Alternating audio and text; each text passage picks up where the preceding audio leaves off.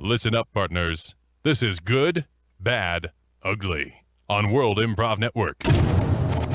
Good evening, everyone. I'm Alex. I'm Jim. And I'm Danny. Yep, and we are your astute win counselors to get you through the week with any problems you might be facing or any issues or questions that you want answered.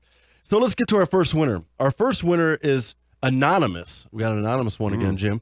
Anonymous from a restaurant manager from Denver, Colorado, and he writes, Dear Win, every 6 months, our staff is on edge about city health inspectors from hell coming into our restaurant to do an inspection. Any advice on how to deal with these guys? Well, I'm just going to say, first off, how about you just keep a clean restaurant? Well, that's a good You point. know, no rats, follow the codes. As a possible consumer at this unknown restaurant, I would appreciate it. So you want to keep it anonymous so you don't accidentally go there. No, I wish he wasn't anonymous, so I knew exactly where to either avoid or go to. Right. You know, I'm going to go with this, Jimbo. I think really that since there's so much like fear and there's so much anticipation for these inspections every 6 months, I want to support the guy, you know? And so what I want him to do is I want to get him on like a psychotropic medication. So then when the 6 month barrier starts to come around, he just totally forgets about it altogether, and then let bygones be bygones and faith be faith, and they're going to either pass or not, and then they're either going to be shut down or they're going to go to the next year, and they can just keep doing it over and over again. Huh. Yeah. I don't think it's a good thing that they're worried in the first place. Yeah, you think it kind of Jimbo's? That's like a bad sign. Like, you shouldn't be worried about it. You should be like excited, like, all right, that's cool, nothing to worry about. I think that if your employees are worried, like, that should be like your first sign, like, maybe they think something's gross. Are they not washing their hands? What are my employees doing, you know? Or maybe the health food inspectors could be like Gestapo out to get them. Maybe like there's an animosity. Maybe the health food inspectors are actually in cahoots with a competing restaurant. Like their brother, right, owns a restaurant, and the other brother works downtown as a health inspector, and they purposely want to put him out of business in order to help his brother's business, like some mafioso kickback kind of stuff. Yeah, it kind of reminds me of Bob's Burgers. There's always a health inspector character Always. coming in and ruining Bob's day. Absolutely. I've dealt with health inspectors because of some of my past jobs, and I can tell you that. And you're just generally very dirty. And I work at dirty places. Well, they come and check on you every 6 months. I mean, the place I worked before, they did, because we served food. And I can tell you, like, they were really cool. They'd be like, please put a lid on your drinks. And that was like, they would just give us stern warnings. Oh, okay. So, yeah, but what if one of those health inspectors was a brother or sister? And then maybe it would be like, put lid on now. Now you must put lid or you die. Something like that. No?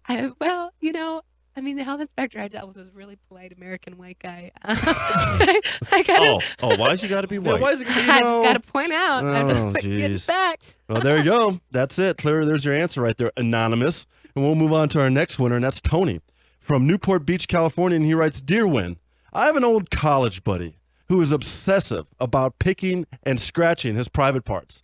Any suggestions on how to get him to stop doing this? Wow. Jimbo, you already right away want to jump on this one. I can see it. Oh, I do? Okay. I'm gonna say blowtorch. Take a blowtorch to his genitals. Okay. So there's nothing left to pick, or because it hurts so much he doesn't want to go down there and pick it? No. So there's nothing left to pick. Just remove the problem Gotcha. in a very simple, straightforward fashion. Okay. And that's going to be a lot less messy than using any kind of scissors or garden shears Or any like neutering him or something. Yeah. And if there are any parasites, if they have any kind of pubic lice or something, then boom, they're just all incinerated and you problem solved. So now you're actually like a health inspector. You're helping out the community. Yeah. Because you've gotten rid of any possible public health issues by blowtorching his genitals. Yes. Huh. They're very interesting. Danny, what do you think about this one? I think, there is nothing wrong with going at your genitals when they itch. I mean, men and women alike. Right. We all get a tickle. I think it's nice when you can use the corner of a table to scratch an itch you just don't want to use your hands for. Absolutely. It's like planet Earth, right? Exactly. The lion goes up against the tree. He's got to take care of business. Like bears scratch themselves against all trees. The time. We can use our hands, but hey, I could also use this pencil or the the corner of that wall over there. The person standing next to you on the subway. Exactly. You know, Yep, I'm good not judging point. anyone if they're going to town on their nuts. I mean, And that's a very good point. And like bonobos monkeys, they scratch themselves more often and faster than any other species on Earth. Really? And they always look happy when they do it.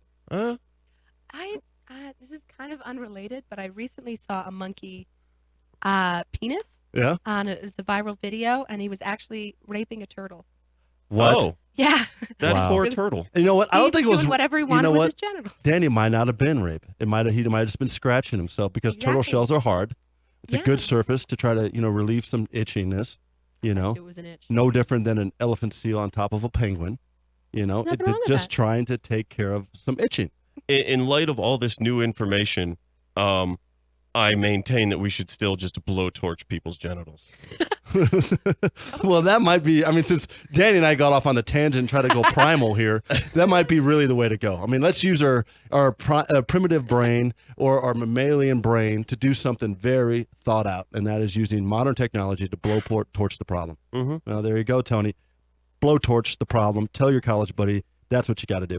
All right, we'll move on to our next winner, and that is Gerda from Amsterdam, Holland, and she writes, "Dear Win, what is your favorite Prince song or songs of all time, and why?" Oh, I guess. I'll jump out here. I know like maybe one Prince song. Wow, So big fan. I think it's called Seven. A 7, yeah, that's one. I used to listen to it when I was in 8th grade. Uh-huh. I think. And why that song? Because it was on the radio at the time when Okay. I had stopped listening to country music, and it just sounded cool. Okay, I kind of know how it goes. Not actually. really a Prince fan. Okay, all right. Yeah. 7 and we'll watch them fall. We'll stand in the way of love and we will break them all with an intellect and the sidewalk fair. No one in the whole universe will never compare. Alex, I'll tell you what I would like. What? I would like a greatest hits, a Prince's greatest hits, just with all of his vocals removed, replaced with yours. And that right there would go platinum. Clearly. Yes. Yeah. Clearly. Yeah, that may be like some Weird Al Yankovic kind of stuff.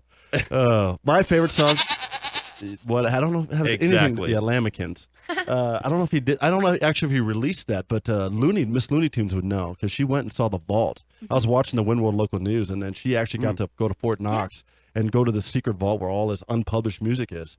And we should probably go there, and then we can decide what the greatest hits are on our own, meaning they haven't been played yet. We can control the future of Prince's legacy. I'm gonna have to go with cream, and here's why. I love cream in my coffee.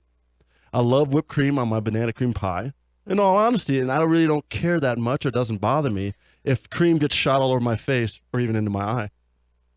Come on. I mean, it's cream. man. It's cream. Yeah. I mean, so That's milk gonna jugs. burn. Yeah. Why? Milk Watch is out for your supposed to be good for your skin. Yeah, anything in your eye. Well, that's true, but I wear contacts, Oh, so okay. it doesn't really bother me. So I'm gonna go with cream. I mean, cream. I mean, a song about dairy products, you got to go with that. I mean, we consume dairy products all the time. Even lactose intolerant people want to have dairy products. So cream is my favorite. What do you think, Danny? My favorite song and one of the only ones I've ever really listened to is Darling Nikki. Darling Nikki. And it's like, it's super sexy. Talks about her, the jam. So it's a lot of bass, lots of instrumental. Yeah. Oh, Danny, tell us about it. To a castle, and I just couldn't believe my eyes. Burn So it. many devices, everything that money could buy. Name on the dotted line, the lights went out, and Nikki started to grind.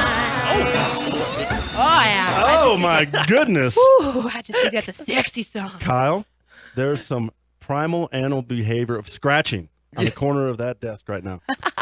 Unbelievable. See what I got happens? an itch. Prince brings the alligator out of all of us. He does. All right.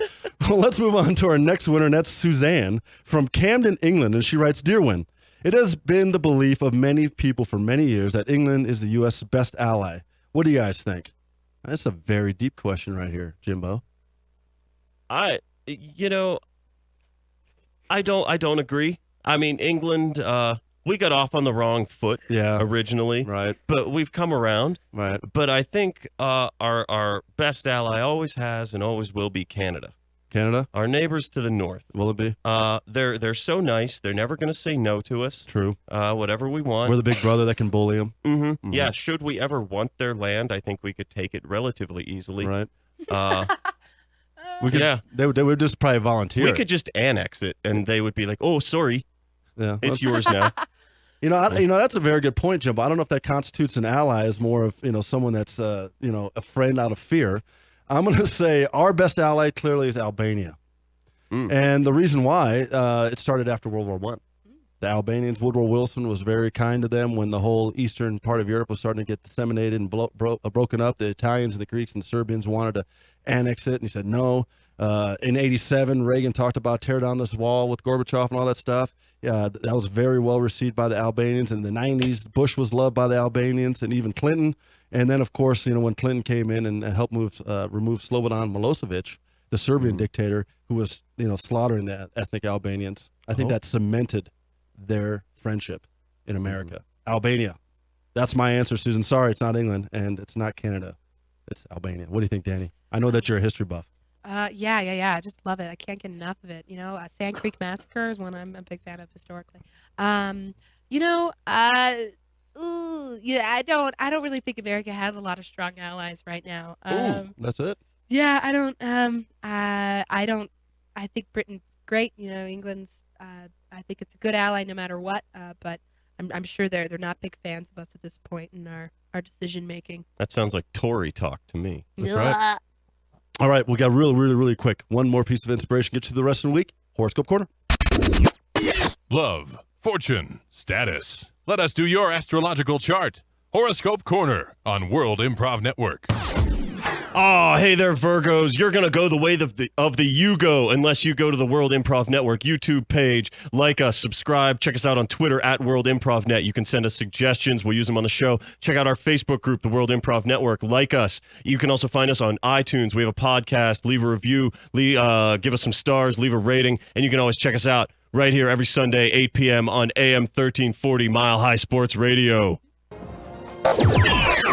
Thanks for listening to Win on Mile High Sports Radio. Don't forget to be a winner and interact with the cast by sending your suggestions or questions for each show segment throughout the week by hitting them up on Facebook at World Improv Network, on Twitter at World Improv Net, or by calling into the Mile High Sports Radio studio line on Sundays before or during the show. See you next week.